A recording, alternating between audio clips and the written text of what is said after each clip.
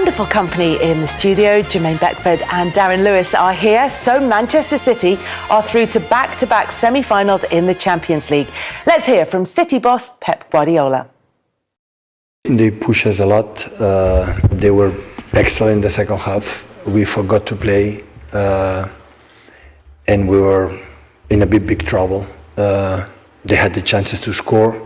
The first half was pretty good, except the first 5-10 minutes that they knew they came up aggressively.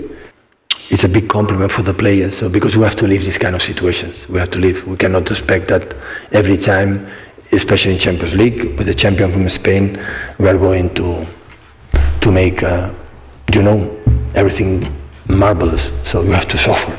But on par we suffer because we forgot it to play, but apart because the opponent was really good. John was brilliant, yeah, definitely, and I'm as well, everyone.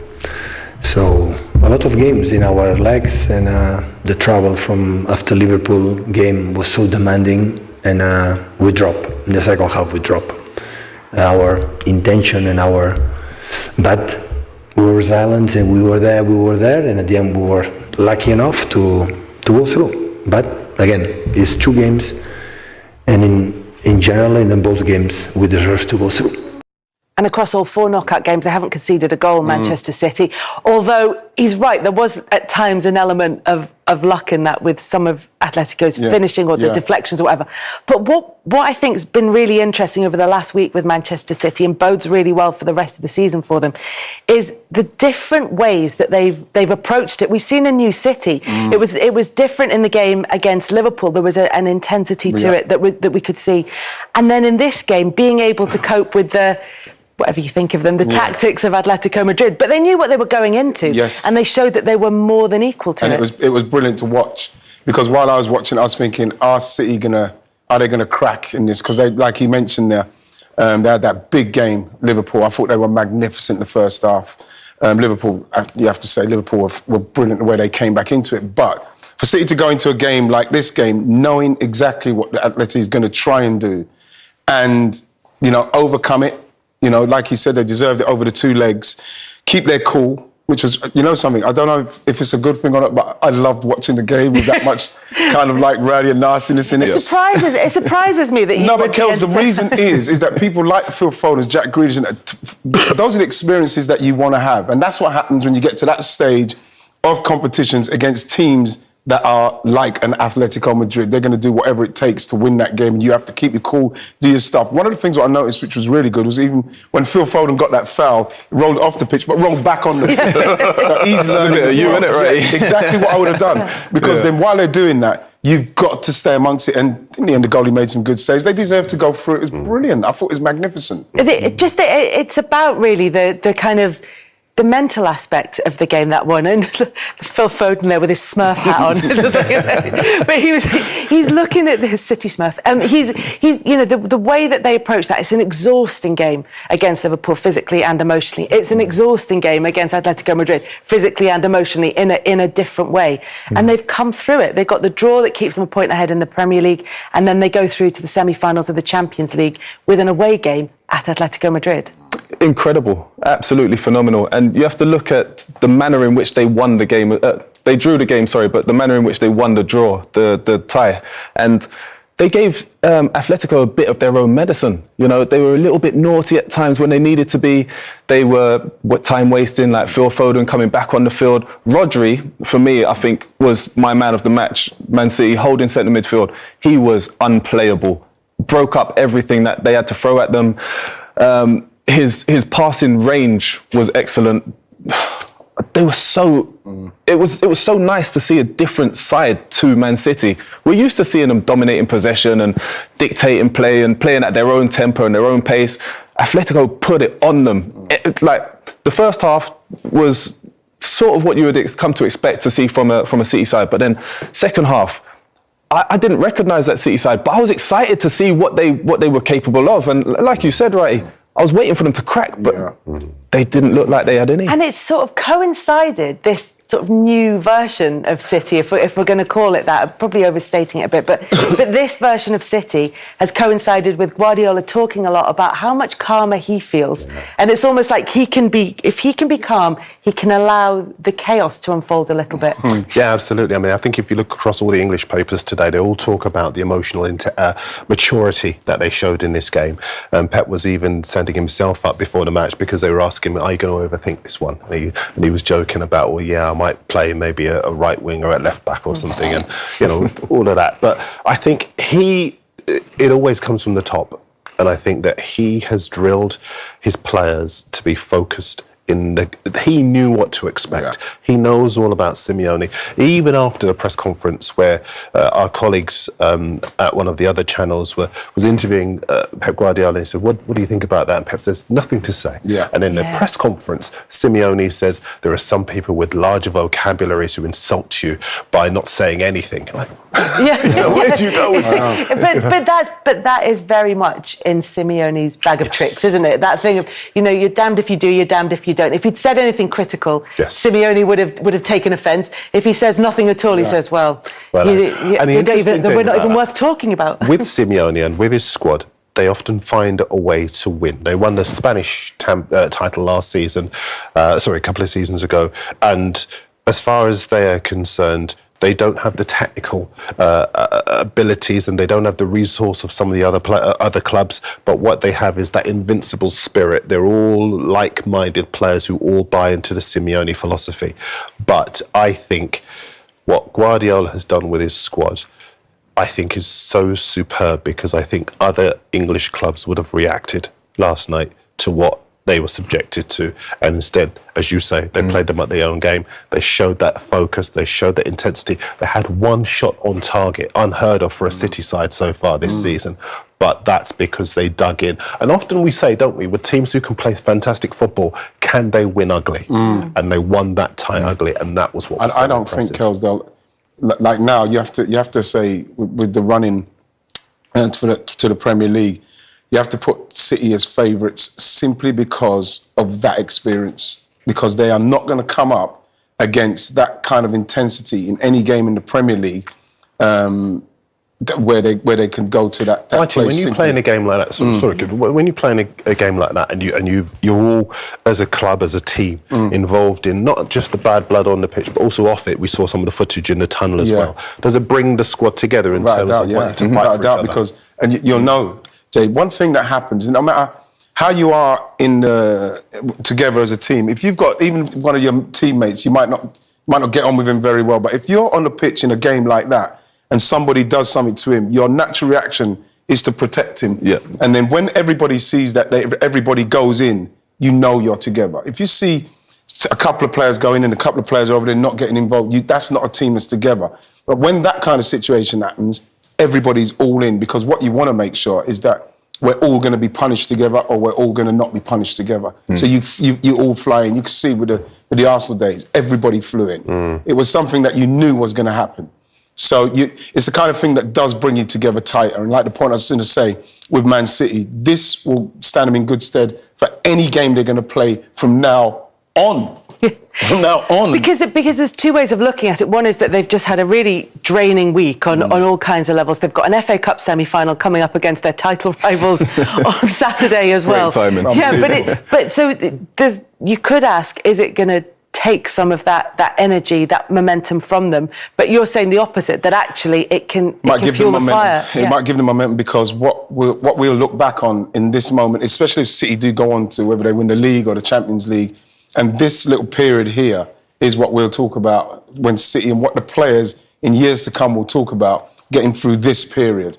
And this is the period that people will want to be talking about with them, because Liverpool, the 2-2, then Atletico, and then the semi-final of the FA Cup. This is what you're playing for. This is where you get the experience of big games. When people talking about he's got big game experience, these are the moments you get it in, and this is why I was really excited watching that the other day. The only problem for City is that Walker and De Bruyne went off injured in this game, which we don't know the extent of those injuries. We don't know how long they're going to be out, if they're even going to miss a game for Manchester City. But Walker's particularly looked quite worrying, didn't it? Yeah, it did. And you do worry for him, because he's the kind of player under Pep, Kyle Walker, that he doesn't have to worry about anything with Kyle Walker playing there. He could just leave that to get on with it because Kyle Walker will deal with that. So there's no one else in the team that plays like he can play for them. So that's going to be a big miss. Obviously, Kevin De Bruyne, we've seen that they have been able to, in patches, play and continue to win without Kevin De Bruyne. So you're hoping, for City's sake, that it's not too long, simply because they're integral to what Pep does. So you're just hoping that, fingers crossed, this stage of the season, these kind of questions are asked, you're hoping that they're fit enough. Is it Walker who would be the player who'd be most difficult to replace directly? Because although De Bruyne is a generational talent, there are players at City who can pretty much do what he does, if not to the same levels. There's not much in it, but Kyle Walker's a more unique person at Manchester City. I would say so. I'm a huge admirer of Kyle Walker. The pace, the power, the positional sense. Sometimes he gets a little bit wrong, but he's got the pace to get himself out of those sticky situations. And you can see whenever he's fit, Pep trusts him to play. He was extremely frustrated when Kyle Walker got sent off. Was it in one of the earlier rounds in the Champions League? You could see the frustration because now he has to think about who he's going to put in there and why he's going to put them there. And if he puts somebody else in that right back position, he's going to have to change who plays right wing back or whatnot. So when Kyle's in there, he doesn't have to worry. That's a pressure off his shoulders. With Kevin De Bruyne in the midfield, he's a huge loss, a huge miss. Don't get me wrong, because he's a phenomenal talent. But then you could bring Phil Foden and put him in the middle of the field and put Raheem Sterling back out on the left wing. So there are key players, technically incredible players that you could put in those positions to help out. But the one that I think Pep would be the most frustrated about would be Kyle. Yeah, like I said, we're still waiting to hear what the extent of those injuries are and how much they could impact. But it would be a shame if that was what it was, particularly with Diaz out, and we're not quite sure on return date for him as well. It's going to be. It would be a shame if it came down to injuries in what's going to be this classic battle. Yeah, absolutely. I mean, they build up deep squads precisely for these stage of the season, so they can bring in quality. But it would be a shame if we were robbed of the players whose ability to step up, we've seen time and again, actually means that this stage of the season is tailor-made for them. I think what he might do with Kyle Walker is maybe bring Joao Cancelo over to the right, maybe play Zinchenko at left back. Zinchenko's never let him down with his ability to step into midfield as well as perform that left back Can't do that for the first leg of the semi-final because Cancelo's going to be out. Well, indeed, and that's going to be the issue that he's going to have to wrestle with. I think Stones perhaps can play right back, although that wouldn't be that far from ideal. He did that last night, didn't he? Aki can play right back as well. I mean, as you were saying, he does have options, but none of them are Kyle Walker. I remember covering Spurs when Kyle Walker was there. When Kyle Walker was at Spurs, as Spurs will regret to this day, they'll have a lot of regrets about players that let slip through their fingers, but they simply didn't want him, and they allowed him to go to City, and he's become such a better defender. He's had more awareness, his speed he's always had, and his ability to deal with top-class talent down that right-hand side is outstanding. I think he's one of England's best right-backs. Yeah, but he might be missing for Manchester City, depending on how recovery from that injury goes. So while Manchester City were duking it out against Atletico Madrid at the Wanda Metropolitano, Liverpool's Champions League tie was a very chaotic affair against Villarreal. Here's Jurgen Klopp. Never happen. I take something like this for granted. I'm really happy. It's an incredibly busy period. Some of the boys didn't play for a while, 90 minutes, so that's then the next step. And all of you think, we are human beings, we are like this, you think, okay, job done. And Benfica was still on fire. And I respect that a lot. They scored really good goals. It's not that easy against us. It should not be that easy as it was tonight. But Benfica deserved the 3 goals, so that's how it is. And of course, we could have scored more. That's clear in other situations. But I'm really happy about it. I know about challenges in football game which you face constantly. And tonight it was after 3-1. Everybody, me included, thought that's it. And Benfica thought, let's give it a try. And I couldn't respect that more. Well, he might respect it, and he can respect it because Liverpool are through 6-4 on aggregate. Absolute chaos at Anfield in that game last night, because Benfica not only had the goals that they scored, but they had goals disallowed as well, because they really worked that offside trap against them. I think something like half the goals they scored were offside and half were onside in that one.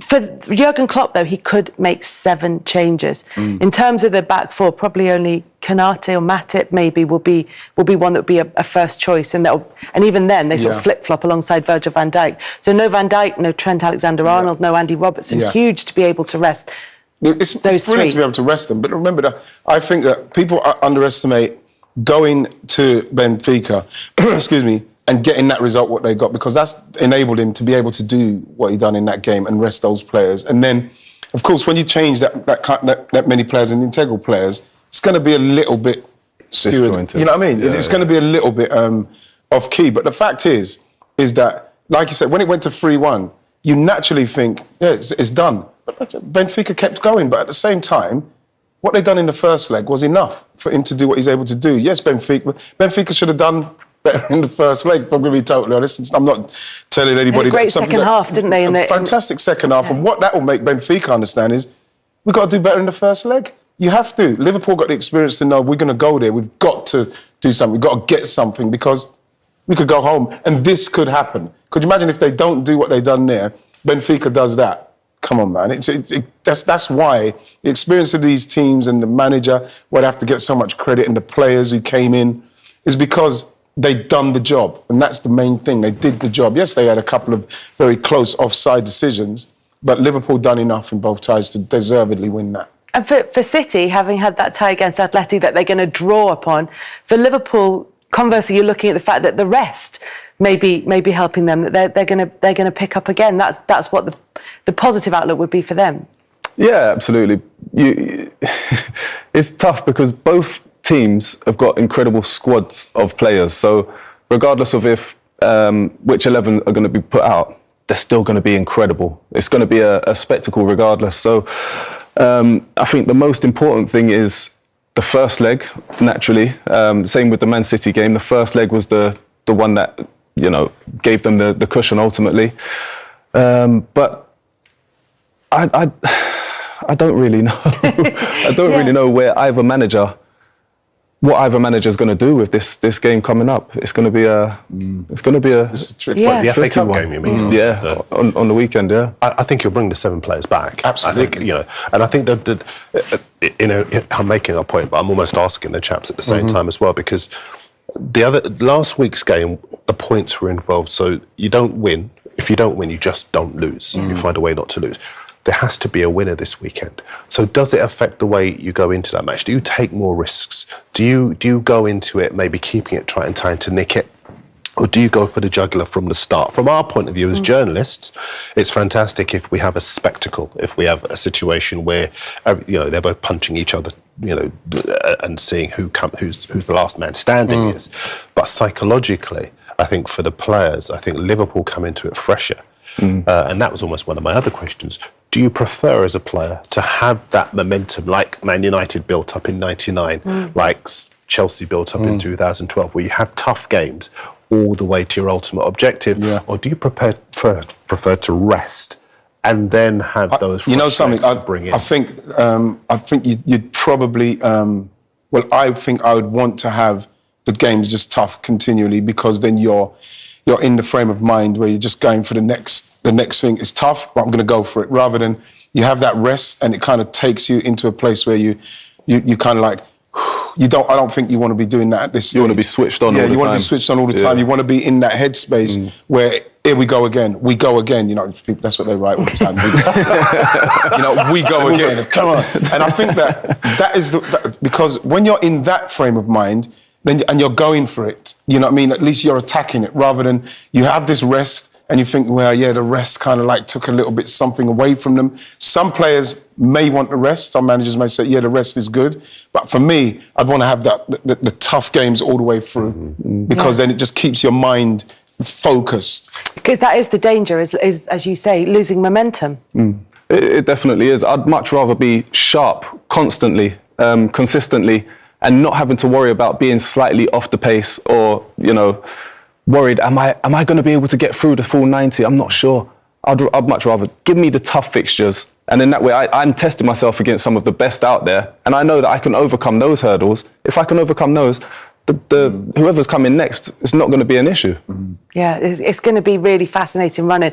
But the fact is, there's the momentum side of it, and then there's the keeping players fit side of it. So while Pep Guardiola may have lost, the phrase he used was, we're in big trouble in terms of Walker and De Bruyne injuries particularly. Whereas for Liverpool, that hasn't happened in this game anyway. Yeah, and they've got to be happy with that, Kels, because they're going into a period of the season where you want everybody fit. So if you're going to look at it from a point of view from a squad and a mental kind of aspect of confidence and maybe one-upmanship, then you have to say Kyle Walker and Kevin De Bruyne may be missing is a big, big thing for Liverpool. And you have to try and make sure that whoever's playing, you have to take advantage of the fact that those two players might not be playing. Because unfortunately for City, this is what happens when you get to this stage of the season. You may miss key players. And like Liverpool, we saw a few seasons ago, they got so many injuries. It just literally just stopped them in their tracks. It just happens. It's up to the City players now to try and fill the void of them two players, which is going to be difficult.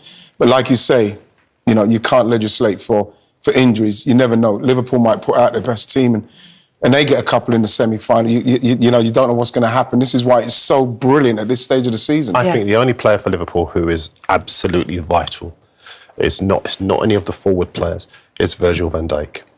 If Virgil van Dijk plays, Liverpool are so much better defensively. He makes players around him better. It reminds me of Ledley King and Toby Alderweireld when he first arrived at the Spurs. Tony Adams at Arsenal, he organises. He's a leader. He leads by example.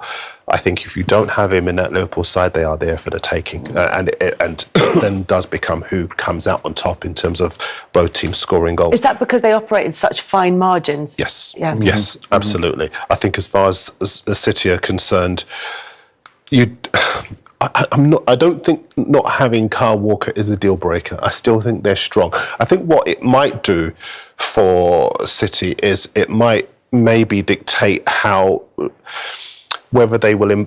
The thing about City is they impose themselves on every game they play, no matter who the opposition is, whether they're home, whether they're away, they do not park the bus. They go out there and they express themselves. Will they do that against a side as accomplished as Liverpool are? Because if you try to open up, Liverpool will attack the space and they will kill you. Well, we saw that the other day in the way that Liverpool scored so quickly after they scored. Simply because that's the thing what makes City go, oh. Because City do not change the way they play. And it's that City are almost saying, well, try and attack us then and see what happens to you. But Liverpool, they answered so quickly to the goal. That's what will make City go, well, we've got to be careful with Liverpool. And it gives them a little bit of doubt. Because if you look at the Mane goal, the way that Mane scored, he comes inside between the full-back and the centre-half to race onto that ball that they play between the two centre-halves. Yeah. So if you don't have a Walker who at least would give you a chance of being switched on, how do you deal with that? And that's why I think... I don't think there'll be a change in the way Liverpool play, but I just wonder how City will approach it. Will they be more cautious, or will they go out to impose themselves again? I think they might tell Ederson to get off his line a little bit quicker in instances like that. And we know that he likes to play almost like a sweeper keeper as well, which is a phrase that we've not seen or heard for a long time. But we saw it last night. He's not afraid to come off his line and really get up the field as quickly as he can. And he's so calm and composed in possession as well.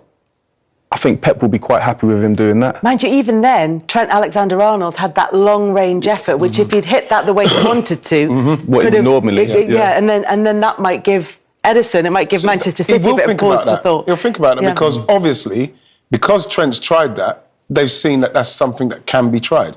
So they'll be checking him out as well. So they're checking out if he does come out. Another way that they'll be able to maybe hurt City. And the fact that he tried that, Kels, is enough for them to say, well, they know. Do we think this game at the weekend, the FA Cup semi-final, is going to have a knock-on effect in the Premier League race? You've got both sides now in the semi-finals of the Champions League. City have got Real Madrid. Liverpool have got Villarreal, which sounds like an easier opponent, but then you have to remember they've knocked out Juventus and Bayern Munich in all of that, and are masterminded by Unai Emery, the European specialist. But when you look at the game at the weekend and the sort of effect that could have going forward, is it a big one, or is it just one of those ones that's on the path? I think it's a big one for the ultimate goal, simply because whoever can win it and continue to go into these tough games and continue to win. These games, like I say, are going to be the ones that you look back on and say, my gosh, we've done that and we won those games. And it's one of these teams, like Darren rightly said, is going to have to win this game. They could draw that one in the Premier League. Someone's going to have to win this game. That gives you the edge somewhere along it. And at this stage of the season, with these two teams being so close in the margins, it's all the small margins now. Yeah. So whoever wins this game is going to have the edge for what's going to come after. One team going for the quadruple, one team going for the treble in this game. It's amazing. Yeah, it's getting to this stage of the season. Although Chelsea and Crystal Palace in the other semi-final will have plenty to say about that, as will Real Madrid and Villarreal in the Champions League. But Manchester City take on Liverpool again this weekend.